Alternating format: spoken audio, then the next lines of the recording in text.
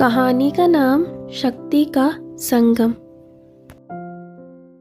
गांव की सुषमा देवी अपने बेटे राघव के साथ रहती थी। वह एक सख्त लेकिन दयालु स्वभाव की महिला थी।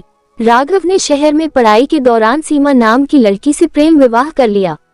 सीमा आधुनिक सोच की, पढ़ी लिखी और आत्मनिर्भर लड़की थी। शादी के बाद सीमा गांव में सास के साथ रहने आई।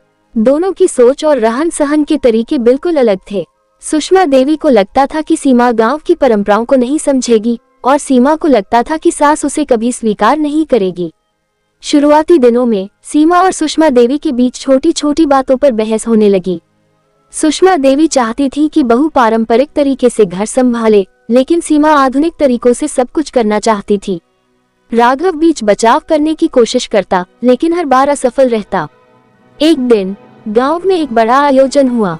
सुषमा देवी चाहती थी कि सीमा इसमें पूरी तरह पारंपरिक परिधान और रीति रिवाजों के अनुसार हिस्सा ले। सीमा को ये बेकार की बातें लगी। उसने साफ मना कर दिया। आयोजन के दौरान गांव में एक बड़ी समस्या खड़ी हो गई। एक जल स्रोत जो गांव की एकमात्र पानी की आपूर्ति करता था, अचानक सूख गया। पूरा गांव परेशान हो गया। सुषमा देवी ने अपनी बहू सीमा से कहा, तुम पढ़ी लिखी हो, क्या तुम्हें इसका कोई हल सूझता है? सीमा ने गांव का निरीक्षण किया और सुझाव दिया कि एक नया पाइपलाइन सिस्टम लगाया जाए। इसके लिए गांव वालों को श्रमदान करना होगा और तकनीकी सहायता लानी होगी। सुषमा देवी ने गांव वालों को समझाने की जिम्मेदारी ली। सीमा की तकनीकी समझ और सुषमा देवी के सामाजिक प्रभाव ने मिलकर गांव के लोगों को इस योजना पर काम करने के लिए प्रेरित किया। कुछ ही दिनों में नई पाइपलाइन लग गई और पानी की समस्या हल हो गई।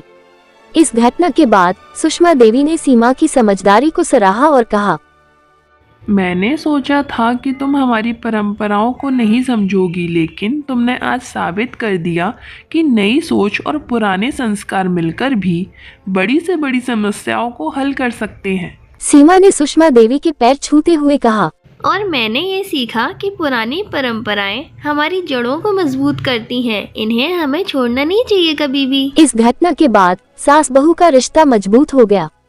दोनों ने अपनी अपनी सोच को स्वीकार किया और एक दूसरे से सीखने की कोशिश की। उनके इस मेलजोल ने न केवल उनके परिवार को बल्कि पूरे गांव को एक नई दिशा दी। नई और पुरानी सोच का संगम ही सच्ची शक्ति है। जहां अनुभव और ताजगी का मेल हो, वहां हर समस्या का हल निकल सकता है।